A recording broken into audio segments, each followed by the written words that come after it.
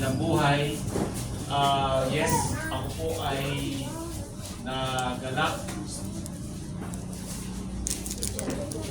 at hindi po ng Diyos ang aking puso doon kay Nanay Benita, kay Nanay Perla.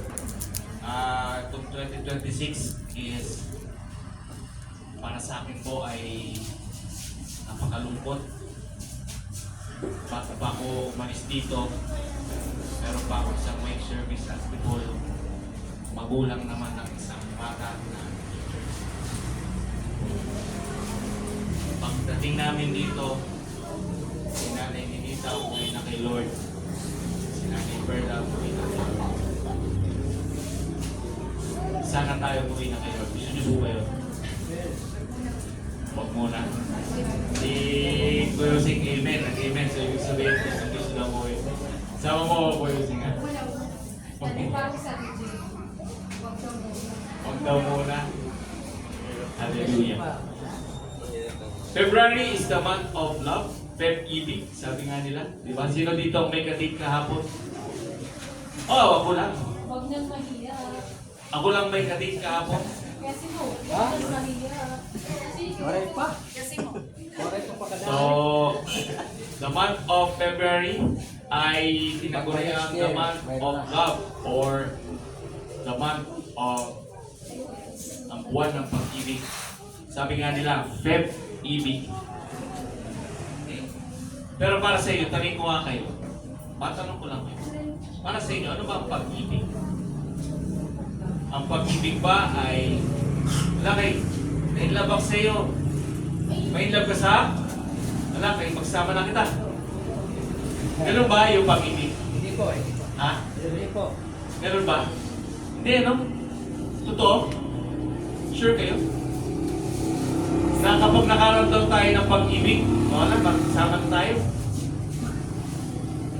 Kaya na kitang buhayin. Basta may pag-ibig. Sabi nung kanta, love will keep us alive. Totoo ba yun? Totoo yun? Sabi, love will keep us alive. Totoo? Hindi po. Yung isang kanta, sabi, all you need is love. All you need is love. Pero ngayon, bisan nanupuan doon ang aton definition sa gugma, damo man na nagbubulag. Tama?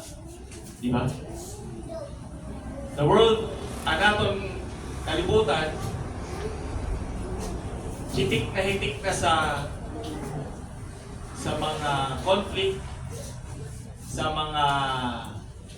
mga divorce, lalo sa mag-asawa, magbulag, at sa mga iba-iba pang away. Kahit sa church, hindi nawawalang away. Agree po ba kayo doon? Agree kayo? Kahit sa simbahan, hindi nawawalang away. Kasi siguro, meron tayong maling pananaw ng pag-ibig. Naniniwala kayo doon? Kasi kung tama ang pananaw natin sa pag-ibig, wala sana nag-aaway. Pero kahit hindi nag-aaway, kung tama ang pananaw natin sa pag-ibig, nare-resolve pa rin ang mga away.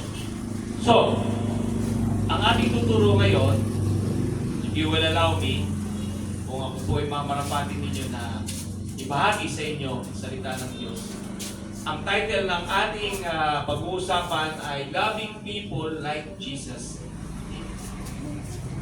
Kung meron man tayong isang dapat na gayahin, walang iba kundi ang Panginoong Jesus. Eh, Pastor, Diyos yun eh. Oo. Pero, nabuhay siya dito sa lupa para gayahin natin.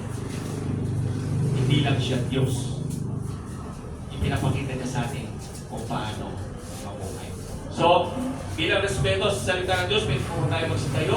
Tayo po ay mananalangin, panandalian sa pagbubukas ng ating pag-aaral. Tayo po ay umuko, ipinita ating mga mata, dakilang Diyos at mapagpalang Ama. Tunay kayo ang Diyos na mapagpalang mapagbigay, ang Diyos na higit sa sapat, ang Diyos na makapangyarihan sa lahat.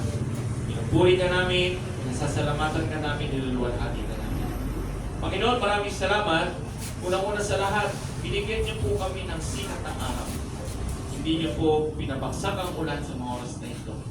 Bagamat alam namin ang panahon namin ngayon ay panahon ng tagulan, yet you, O Lord, gave us the Son, Lord, para kami makapunta dito, Panginoon, at makapanambag sa inyong kapino. Patawarin niyo po kami, Lord, sa lahat ng aming mga kasalanan sa isip, salita at sa gawa. Patuloy niyo po kaming baguhin at linisin sa pamamagitan ng inyong salita at ng inyong banal na Espiritu. Holy Spirit, kami po inyong samahan, turuan niyo po kami, gabayan, Panginoon. Buksan ang aming puso at isipan upang makita namin ang pagpapalang natin ng inyong mga. Dinig mo lamang, O Diyos, ang marinig. Gamitin po ninyo ang inyong lingkod bilang daluyan ng pagpapalang sa inyo. Maraming salamat po ang aming dalangin sa mga pagkirang pangalan ni Jesus. Amen. Amen. Amen. Sige po, palakpak tayo sa Panginoon.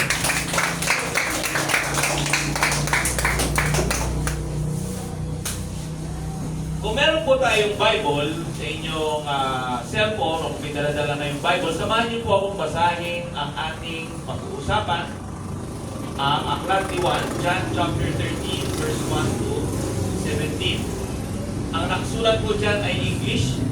Kita po ba ninyo? Kung meron kayong sarili ninyong Bible, Tagalog, pwede niyo po akong sabayan. Basahin natin ang sabay-sabay. John chapter 13, verse 1 to 17.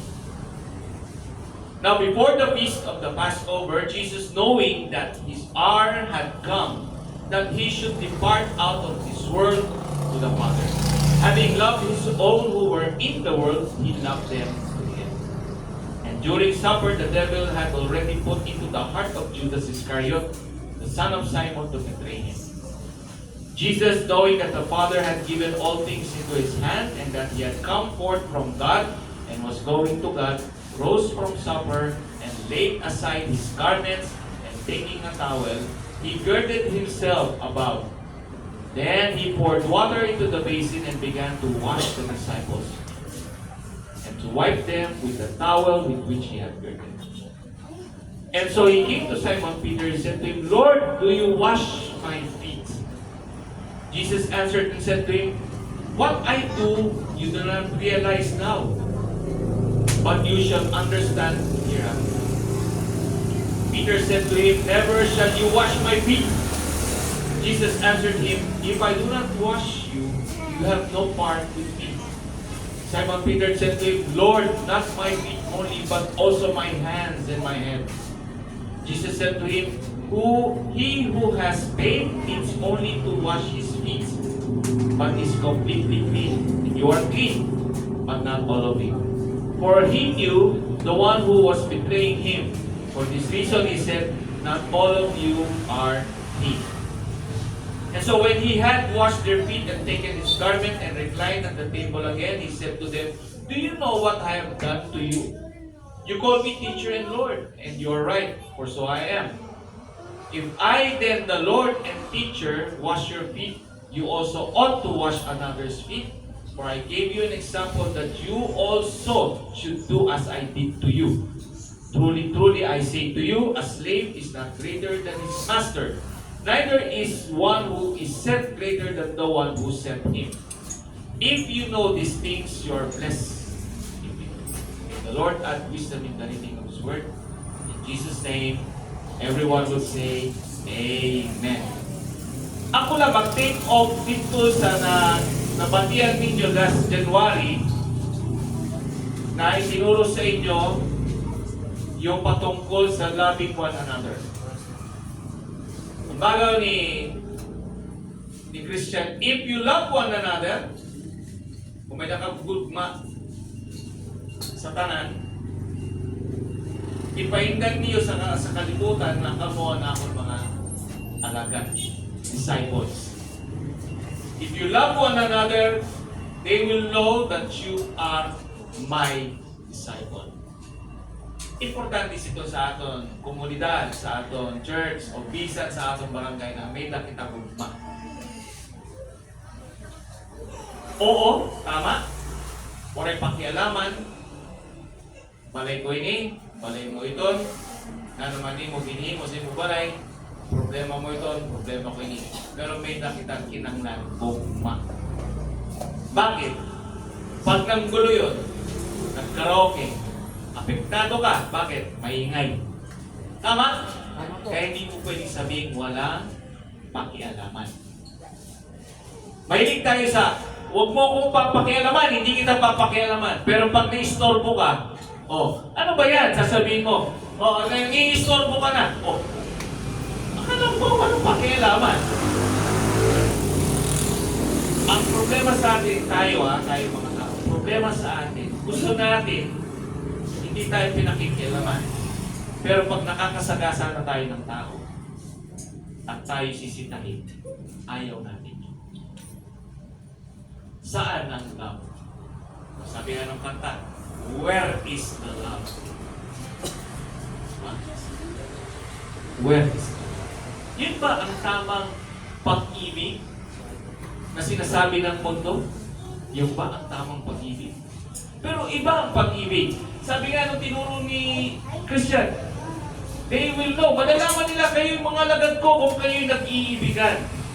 Pero paano ba ang nag-iibigan? Yan ang tanong, di ba? Magandang matanong, Pastor, paano ba mag-iibigan? Diba? Sarap na, di ba? Sila din may mga engage. Ang tanong, paano natin sila iibigin? Ready na ba kayo, church? Amen. Sino ready dito? Taas kamay. Amen. Okay. So, true love is not just an emotion. Hindi siya pakiramdam ang true love. But it takes action. Kailangan may action ka. May gawa ka. Hindi mo pwede sabihin na, mahal kita, dugmaw kita, pero niyan kaya, sige, pabayayin lang ito. Hindi naman pwedeng ganon. Kailangan may action ka. Paano mo may papakita yung gugma mo? Bago dito, si Juan, kanina, di ba, nag-exhort si Journey sa tithes and offering. Okay, paano mo mapainod sa ito, ani mo gugma? Paano? Pagbibigay. Sacrificial giving. Amen po ba? Amen. Bisan wala na kita makapot. Importante yung meron tayo na ibibigay kasi yun ang mahal natin, yung hari ng mga hari. Amen po ba? Amen. Amen. At tayo po kailangan the best ang binibigay natin. If you do not give the best, how can you say, kung hindi mo itong hatagan ang the best, kay paano mo masabi na may nakagugma? Paano mo sasabihin may pag-ibig ka? So pag-alaga na lang sa bata, di ba kay kakuri man ito, kay mga bata pa yan. Pero paano ka magpapakita ng pag-ibig sa kanila? Progo, progo. Sakripisyo, di ba? LJ, paggabi, pag nag-aaguruto na, kahit pagod ka, sige,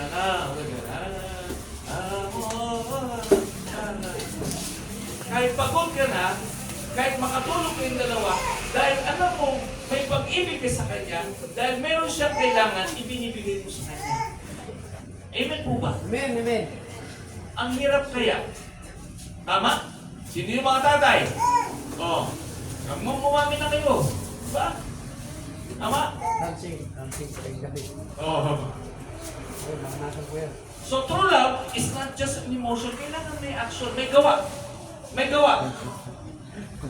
So paano yan? Paano natin may papa? How do we love people like Jesus did? Especially that. So paano, Pastor? Paano natin gagawin? Ready na ba kayo? Para kay Danila ini. Siguro mga 30 minutes. Di man na kita. 30 minutes lang. Mas mahaba pa yung pinunta nyo dito. So, 3 things, tulad item na nabo i-share sa inyo how Jesus loved people. So na, serve with sacrifice. John 13 verse 5 said, Then he poured water unto the basin and began to wash the disciples' feet and to wipe them with the towel which he was wetted. Taga mula kang mga history sa panahon ni Jesus. Waray pagsarakyan, waray kalesa, lakaw lang, baktas lang. Pag abot dito sa balay, siyempre anong marumi? Siki, paa, ang marumi. Bago ka masunod dito sa balay, nanay mo himon. Ha?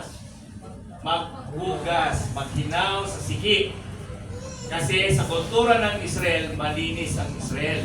Hindi ka pwede pumasok na marumi ang paa mo. Isa na ka naman. Up to this day, malinis ang mga Israeli. Hindi ka pa kasi, pagpasok mo, carpeted yan eh. Hindi ka pwede yung sabihin mo, yung paa mo, mahaling ka po. Hindi pwede yun. So, kailangan wash the feet. At ang gumagawa lang sa paglilinis ng paa ng bisita o ng may-ari ng bahay ay sino? Katulong. Katulong lang. Katulong ang gumagawa. Pero dito ipinakita ng Panginoong Jesus. Ipahintad niya sa kanyang mga disciples, mariyan kita magugma sa tao kinanglan malikmat atag kita serbisyo. Sakripisya. Siya ang naghugas ng paa ng kanyang mga laman. Kapatid, ang pag-ibig sa Diyos ay may kasamang paglilingkod. Si pastor hindi narito para paglingkuran. Pinaglilingkuran din kayo ni pastor. Pinaglilingkuran din kayo ni pastor. Pinakikisamahan din kayo ni pastor. Ibinibigay ni pastor ang kanyang oras. Tayo din ganoon din sa paglilingkod. Naglilingkod tayo sa Diyos. At yung sino man ang itinatalaga ng Diyos, pinaglilingkuran din natin. Pare-pareho lang tayo mga kapatid. Walang mataas sa atin, pare-pareho lang tayo. Pero kailangan magpakita tayo ng pag-ibig sa kapwa natin. Amen po ba? Amen, amen. O sino may mga asawa? Di ba sa asawa ganun din? Unawain ng mga asawa. Tulungan ng mga asawa. Puligan. Paglingkuran. Pagsilbihan. Hindi yung hindi ka lang napagsilbihan. Hindi mo pinagsilbihan. Mag-aaway kayo. Tapos sabihin mo, baala ka sa buhay ko.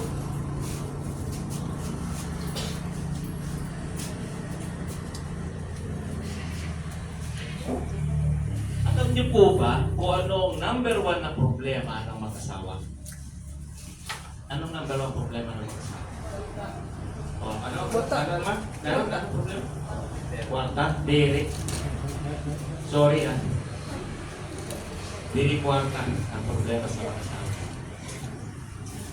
Problema sa mag-asawa,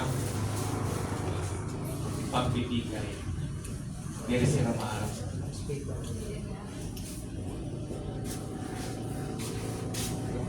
gusto ni lalaki, pagsisilbihan lang siya.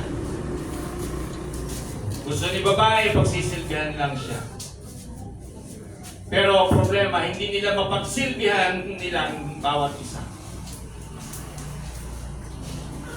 Pero nakita niyo yung sinabi ni, nakita niyo yung ginawa ng Panginoon. Sarili niyang alagad, hinugasan niya ang paa. Tayo kaya, hindi pa nga natin hinugasan yung paa ng ating mga kasamahan sa church.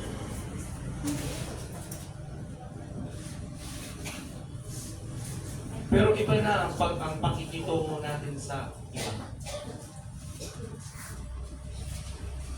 Siguro maganda mga kapatid, tigilan natin yung siraan. Diba?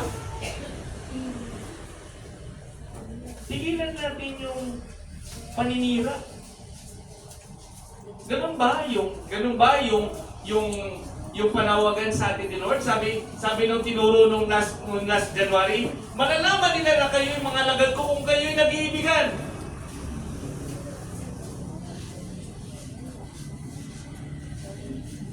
Mga kapatid, nakikita ba sa atin ang pag-iibigan? Nakikita ba sa atin yun? Na kapag lumabas tayo dyan sa pintuan niyan, paglabas natin sa church, pag nakita tayo ng mga tao, ano makikita sa atin? Church, ano ang makikita sa atin?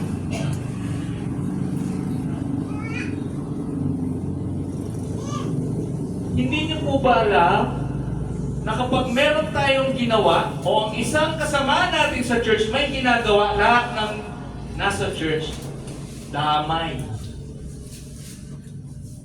Bakit? Ganon tayong nakikita ng mundo. Asan yung sakripisyo? Mga kapatid, huwag nating sayangin ang pagkamatay ni Jesus sa krus ng Kalbaryo. Naniniwala ba kayo doon na namatay si Jesus para sa inyo? Amen. Amen. Sino naniniwala na namatay? Yung iba? Hindi pa? Sayang, kapatid. Sayang. Sabi sa aklat ng mga Hebro, minsan lang mamamatay at pagkatapos pangbuhos ka. So kapatid, isipin mo, kung lagi tayo nagpapakita na walang pag-ibig sa tao at lagi tayo nagkakasakit, di pa ulit-ulit natin pinapako sa krus ang Panginoon Jesus. Serve with sacrifice. May asawa ka, paglingkuran mo, pasilbihan mo. Pakainin mo. Nasa church ka, maglingkod ka. Hindi lang po tayo nakaupo. Kailangan tayo po ay naglilingkod din sa Panginoon. Gusto natin na kumalat ang salita ng Diyos. Kailangan tulong-tulong po tayo. Hanggalin na po natin yung hatakan pababa. Alam niyo yung hatakan pababa? Ha? Likas sa atin yun eh. Anong tawag nila doon? Ha? Grab mentality. Ayaw mo umangat yung isa. Pag umangat, tinahatak mo kasi gusto mo ikaw lang. Huwag po tayong ganun. Sabi, serve with sacrifice. Napakalinaw, serve with sacrifice. Amen po ba? Amen. Pangalawa, speak with sincerity. You call me teacher and Lord, and you are right, for so I am. If I then, the Lord and teacher, wash your feet, you also ought to wash one another's feet. Ano ulit ang sincerity? Sinceridad sa Spanish, pusang loob. Tama ba? Pusang loob. Kailangan yung may ginagawa natin may pagpupusang loob. Tama ba? Sincerity. Pusang loob. Speak with sincerity. Ang bawat salita na lumalabas sa bibig natin kailangan may sincerity. Hindi mo lang yan sasabihin basta-basta. Ano ibig sabihin mo? Isipin mo yung kapwa mo. Pag yan ba narinig ng kapwa mo, matutuwak pa siya? Pag may narinig ba siyang sinabi mo, hindi maganda. Malulugod pa siya.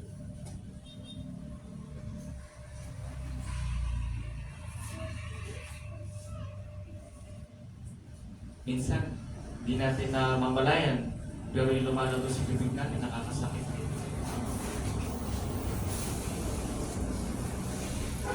Kaya maraming away eh. Maraming away. Sana, ang prayer ko lang, bago natin sabihin o lumabas sa ating bibig ng mga bagay-bagay, makaisipin muna natin mga ilang beses. Kasi masakit. Lalo masakit pag nalagnagat ng babalitaan. Alam mo ba, nakakalungkot. Malungkot. Malungkot. Asan ang pag-ibig doon mga kapatid? Asaan ang pag-ibig? Sinasabi natin, mahal natin ang bawat isa, pero asaan doon ang pag-ibig? Wala na nga tayong sakripisyo, kung magsalita pa tayo, wala pa, nakakasakit pa tayo sa kapwa natin. Asaan ang pag-ibig?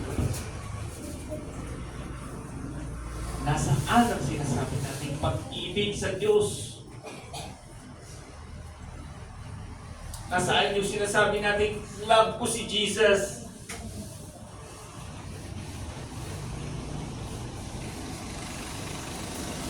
Kung sa bawat salita na lumalabas sa bibig natin ay nakakasakit ng damdamin ng kapwa natin.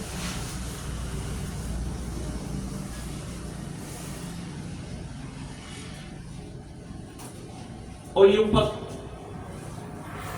Kaya alam nyo mga kapatid, ito lang sasabihin ko sa inyo ha. Suriin din natin ang sarili natin. Natapos ang isang araw, suriin natin, ako ba kaya ay nakagawa ng mabuti sa kapwa ko? O hindi ako nakagawa ng mabuti? Nakasakit ba ako ng damdamin? Kaya yung bago tayo matulog, pag tayo nanalangin, hindi tayo natawag kay Lord. Kasi sa totoo lang, sa kinikilos natin, minsan hindi natin namamalayan. Tama po ba? Hindi natin alam yun eh. Minsan di tayo aware na meron tayong nasasaktan. May nasasabi tayo na maganda.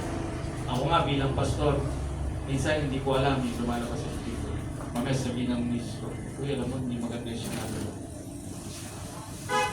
Dugo, ay, oo nga. Sorry, Lord. Patawarin mo.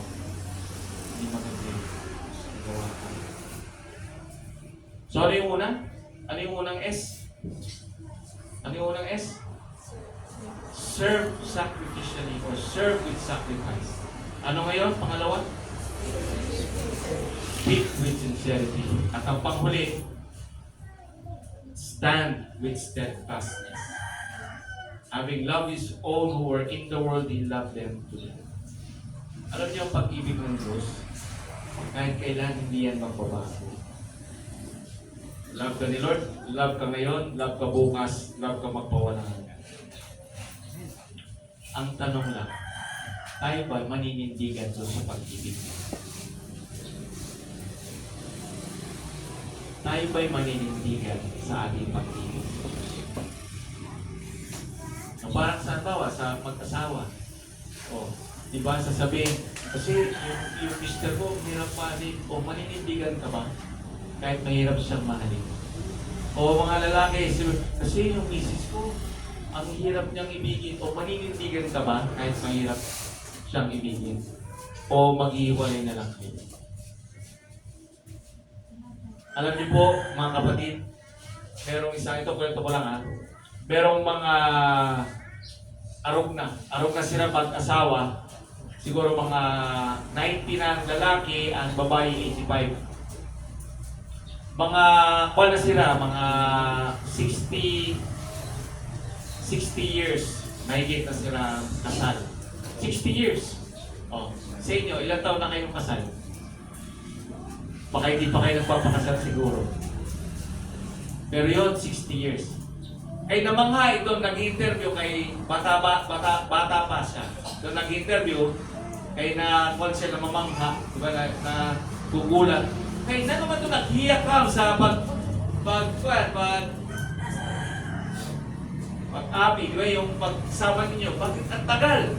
60 plus years kayo magkasama bilang mag-asawa. Anong sikreto ninyo? O, karoon niyo matiyan ng secret? Ha? Amen, amen. Gusto nyo marao? Sabay sila sumagot nung tinalong, anong sikreto niyo? Ang sagot nila, pagpapatawad. Alam niyo, totoo lang, mahirap umibig. Tama?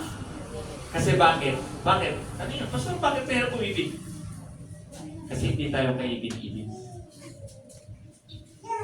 Hindi tayo kaibig-ibig. Pero kung matuto kang magpatawad, tsak yun, ang pag-ibig mo, kaya mong magsakripisyo. Serve with sacrifice. Kung marunong kang magpatawad, ha? Kaya mo yung serve with sacrifice. Kung marunong kang magpatawad, kaya mong pigilan ang anumang salitang lumalabas sa bibig mo. Dahil kung magpapatawad ka, iisipin mo muna yan. Na makailang beses. Isipin. At kung marunong ka magpatawad, paninindigan mo yan. Maninindigan ka. Maninindigan ka. Dahil hindi ka bibitaw hanggang huli. Bakit? Si Jesus hindi bibitaw hanggang huli. Amen po ba? Amen, amen. Palakpakan natin ang Panginoon. So, ang pag-ibig ng Jesus ay ganito. Serving with sacrifice. Speaking with sincerity. Standing with steadfastness. Yan ang pag-ibig ni Jesus. So, paano ka iibig? Kaya mo siya. Serving with sacrifice. Lord, dahil mahal kita, sige Lord, handa akong mag-sakripisyo. Lord, dahil mahal kita, sige Lord, gagayahin kita sa iyong pananalita. And Lord, dahil mahal kita, maninindigan ako hanggang huli. Kasi sabi niya, ang mananatili hanggang huli, siya ang maliligtas. Amen po ba? Amen, amen. Palakpakan natin ang Panginoon. Challenge for the week. Ready na ba kayo? Church? Amen. Challenge po ako sa inyo. Challenge for the week. Number 1, mag-volunteer kayo sa anumang gawain na may focus sa pag-ibig. Nananawagan po kami. Starting this Sunday at sa mga susunod pa, hinihikayat ko ang bawat isa na pumasok sa discipleship program. Magdi-disciple po tayo. Kung may pag-ibig ka sa Panginoon, magpapadisciple ka. Dahil kailangan natin yun. Ang discipleship ay disiplina. Napaguhin natin ang ating sarili. May pag-ibig? Yes, Lord. Ini-encourage ko kayo, sumama kayo sa discipleship program. Eh, Pastor, tapos na ako dyan. Ulitin natin para pagbuka tayo. Kasi sabi ng Bible, Panginoon, bigyan mo pa ako ng mga 2 taon. Tatalbusan ko yan, pausukan ko yan. Kaya pag hindi pa nagbunga yan, putulin mo na. Gusto nyo ba mangyari tayo sa gano'n? Umabot tayo sa gano'n na matapusin tayo, Lord. Ha? Sino dito may gusto matapos na kay Lord? Sino dito gusto magbunga? Amen. Magpa-disciple tayo. Ha? Let's go on discipleship. Pangalawa, follow up with someone who once visited your church. So meron tayong 3 dito bago. Huwag natin silang pabayaan. Ipakita natin sa kanila yung pag-ibig ng Panginoon. Maraming bagay, maraming paraan ang pwede mong ipakita ang pag-ibig ng Diyos. Kaya dito sa 3 ito. Huwag natin silang pababayaan. Pakita natin sa kanila pag-ibig. Pangatlo, ibahagi mo sa isang kaibigan ang anumang kabutihang ginawa sa iyo ng Diyos. Paano ka binago ng Diyos? Paano mo nakilala ang Diyos? Paano ka niligtas ng Diyos? At paano ka inibig ng Diyos? Ipakita mo sa kanila kung ano ang ginawa ni Jesus sa buhay niyo. Amen po ba? Amen. Amen. Sa ating pagwawakas, let's love like Jesus because one more soul matters deeply.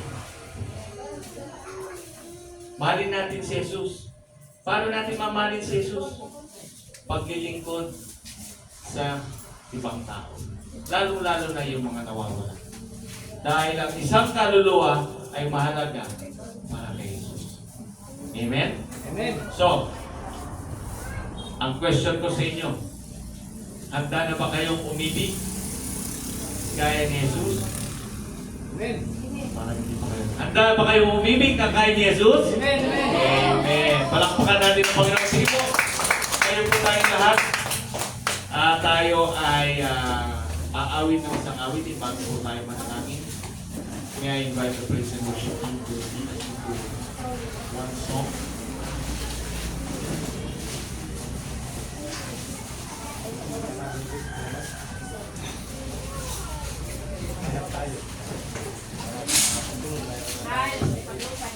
Hallelujah.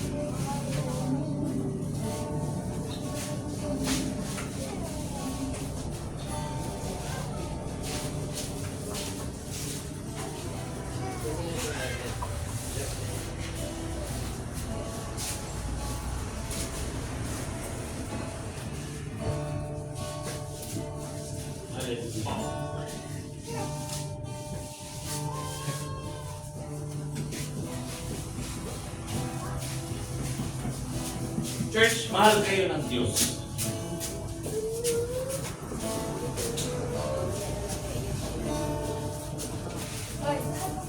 Lagi niyong tatandaan ang ginawa ng Diyos sa krus ng Kalbaryo. Lagi niyong tatandaan na gayon na lamang ang pag-ibig ng Diyos. Ibinigay niya ang kanya kahit sa isang anak upang sino mang manampalataya sa kanya ay magkakaroon ng buhay na wala.